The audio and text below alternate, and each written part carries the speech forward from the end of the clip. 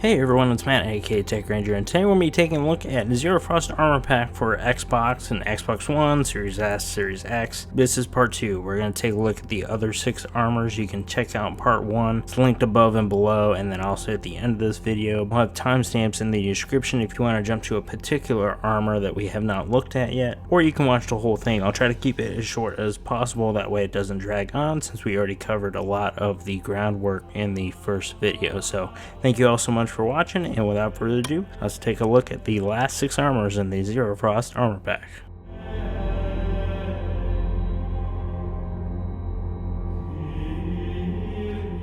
So in order to find the Evil Mastermind armor, you're going to need to travel up to the Nightcaller Temple, and it's actually not going to be there, but it's actually going to be a little bit to the east of it. So you'll see here kind of on the local map where the general area is that you need to be, and you're actually going to find 2 werewolves there that you need to find, kill, and then take a key off of, similar to some of the other armors we've looked at already, but that is going to give you the ability to open this chest where that Evil Mastermind armor will be.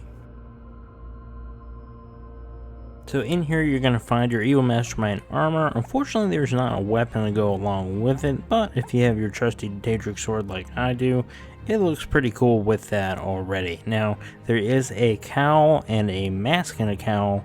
One thing I found out pretty quick was that the ears actually do clip through the cowl if you're playing it as like an elf character. That might be because I have Divine Skin and Bodies on as well. Yeah, I just thought I'd point that out.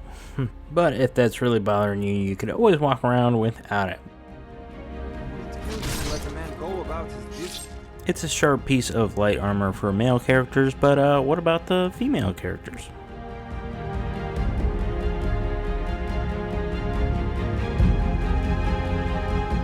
So next up we have the Blood Witch armor, which is a female armor only. It is a light armor, and you're going to make your way to Markarth to find this, and then make your way to the abandoned house. You know, the one with that dude that stands out front, gets in that little argument, that one. So you're going to jump in there, and then you are going to, fight some people, and then you're going to get a key, and then that is going to allow you to go and get that chest open, which is a little bit further into the house. This is a Daedric quest, just FYI. You can go ahead and do that while you're here if you haven't done so already. That is where you're going to find the chest with all of the Blood Witch armor in it.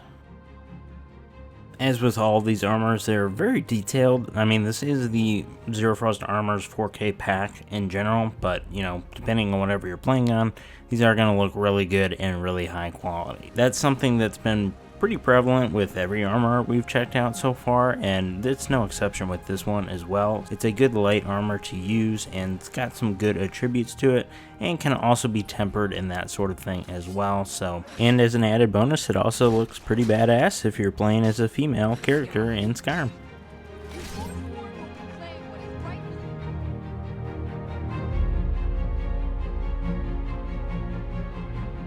Next up we have the Knight of Thorns armor, which you can actually find in the upper right hand corner of the map up by the wreck up here. You're going to find 3 Dremora, and they're kind of tough, so just FYI if you're not of level. One of them glitched out on me, actually. It was kind of funny, but you can see he's kind of stretched out. But anyways, he's going to have a key, and then you are going to use that key to go ahead and unlock this little coffin chest type thing, and then that's going to have all of your stuff in it.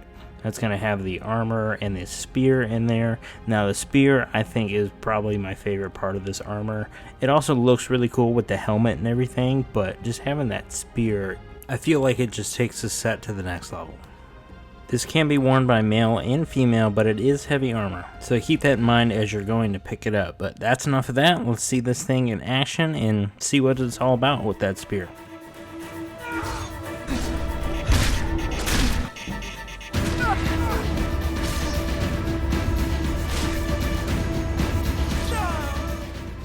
Pretty cool, right? I never really used heavy weapons in Skyrim before, but this one I think I would make an exception because, I mean, how cool is that?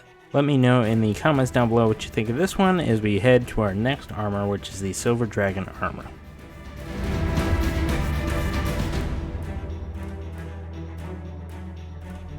I did list this one as a female armor, but it can actually be used by both male and female, and that's just because of the build of the armor. It's very big, it's bulky, it's a heavy armor, so you're going to find that in Whiterun, and you're going to want to go all the way to the back of Dragon's Reach, kind of on the porch area there, and from there you're going to go all the way to the back, turn left, and there's going to be a chest right there with all of the armor in it. You don't have to fight anybody for it, you just kind of take it. There is no weapon with this one, like the Knight of Thorns armor, but it does look pretty similar in the appearance category, and it looks really nice. Not having a weapon is not really a big deal, but if you do not like those horns, I mean, you can craft this armor as well, but if you don't like the horns, there actually is one that you can download if you go and pick and choose after this video. You know, you pick the mods that you want to play with.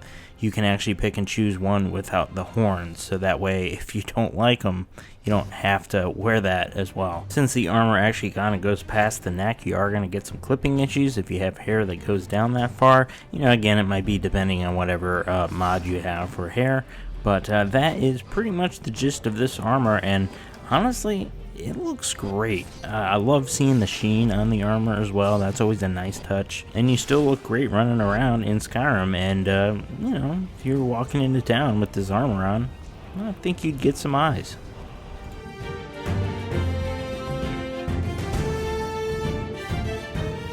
So this is the Contractor Armor. And honestly, this might be one of my favorites, if not my top, like, 2. The mask itself just looks really awesome. For the location, you're going to make your way up to Ladystone Isle, and you're going to see 2 chests here. One for a male piece of armor, which is the Contractor Armor, and then the female piece of armor, which we will look at last in this video. So after a little fight, you will get the armor itself, and you can temper it at a forge as well as craft it yourself if you want to. If you didn't want to come here and grab it, you can craft it in the steel category, and this is the same way for the next armor we're going to look at as well. So you look among the bodies, and you will find a key for the Contractor set, and there's actually 2 different versions of this, as well as a long cuirass and a short one. The enchanted stuff, that's a mask, a hood, or the mass hood, you know, so you get both. That is the fortify your sneak by 30%. It's going to have a little quote. Curious is going to be fortify healing by 30%, gloves, double sneak damage,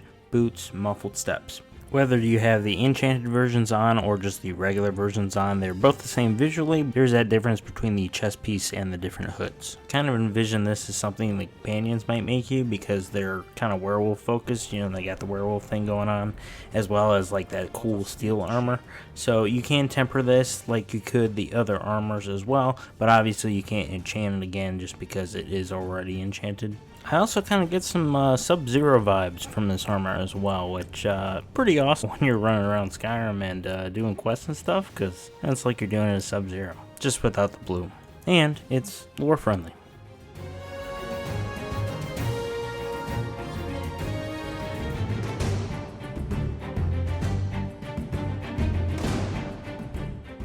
So the Mavari Armor is actually going to be in the same spot where you just were, except it's going to be off to the right a little bit in that chest. But you're going to do the same thing. You're going to fight those werewolves and then get the key off one of their bodies to open the chest. Grab that key, open the chest, and you will get a chest piece, boots, and gloves. Now there isn't an enchanted version in this one, but you can temper the armor itself if you have that advanced smithing perk. And you can do that at any forge, just like normal, as for the rest of the armors as well. The piece itself looks very similar to the last female armor we just looked at. It's a little bit more of a brighter red, and it does kind of stand out, especially very contrasty with the green here. Lightweight, nimble, and it looks really good on my character here. When the action goes down, you fight in style.